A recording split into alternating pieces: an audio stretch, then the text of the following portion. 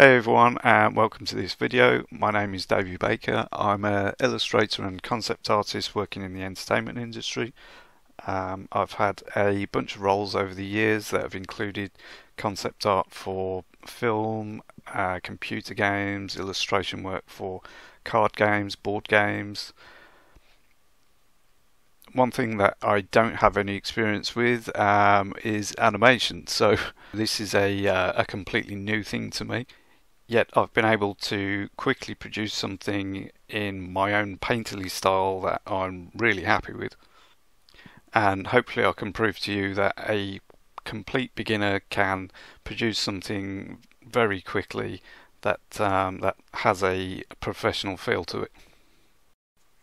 So first of all, as a beginner, how easy is it to use? Well, you'll be pleased to hear it's extremely easy. Once you've established a few basics, you're free to explore all of the potential that Cartoon Animator has to offer. You don't even need to be able to draw because you can drag in existing characters from their asset library.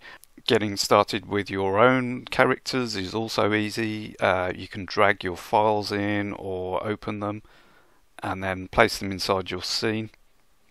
A beginner's tip for you: always make sure that you're at the beginning of your playback on your timeline when bringing new assets into your scene, otherwise things may just appear halfway through. So what tools did I use and find useful when creating my first animation sequence? Well, the first thing I'd like to show you is a new tool, and that's the FFD editor. This is a new feature which allows you to manually customize your image, similar to a mesh transform tool that you may be familiar with if you've ever used a paint program. First, select an object that you want to edit, then click on the FFD icon in the functional toolbar and you will open this panel. You can move this around if it's covering anything that you want to see. As soon as this window opens, you will see a blue grid appear and these grey dots at the intersections that can be dragged around, and you can distort your image. There are also lots of settings to look through here and lots of presets. For me, I found this tool particularly useful when creating a subtle movement on this hanging banner. I wanted to give the impression that there was a breeze blowing through this opening, and the FFD editor made it simple to take a square-edged image and distort the shape and form throughout the scene. A keyframe is created every time you move one of these grey points. Then you can scrub along the timeline and make another adjustment. If you ever need to move or edit these keyframes, you can still slide them around, you can delete them. You can also right click and open this transition curve screen.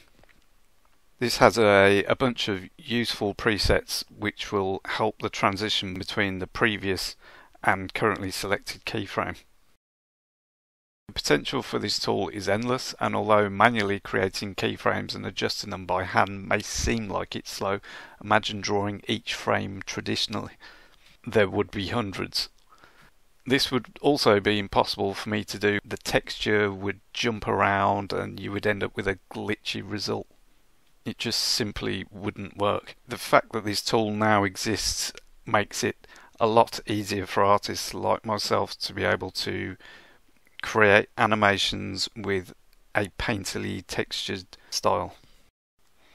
Another tool new to Cartoon Animator 5 which I would like to cover is the Motion Pilot. The flux settings was something I particularly enjoyed playing around with. I had a lot of fun testing different flight paths with this tool. And basically you're animating in real time. What that means is you're taking the cursor and dragging it around on the screen. The actor, the bird in this case, will follow the cursor in real time, so you don't have to move them around frame by frame, and it's just incredibly quick. Now with this particular setting you can select a lead bird out of, say we've got a group of 5 birds here, and then you can box select on the rest of them and apply selected objects. This will enable all of those birds to animate all at the same time. To add a little bit more realism, you can use the random selection on the follow delay type, and then each bird will have slightly delayed reaction to the turns that you might make as you drag the cursor around on the screen. I did try it with a bunch of characters using a walk cycle, so I was able to make a crowd of people walk across the screen. It was extremely quick and really effective. So my characters within the scene, I wanted them to walk across the screen. I was able to easily achieve this by selecting some of the dummy actors, replace parts with my own. Once I'd swapped out all the parts that I wanted to use, I could then apply a pre-made animation from the library. This was extremely quick to do. This saved me tons of time of trial and error, and the walk cycle is obviously a professional standard and a way better job than I would have been able to do if I'd just sat there probably for weeks trying to create a nice smooth walk cycle. Overall, my experience using Cartoon Animator for the first time as a beginner, I've found it to be absolutely amazing. It does everything that I need it to do and way more.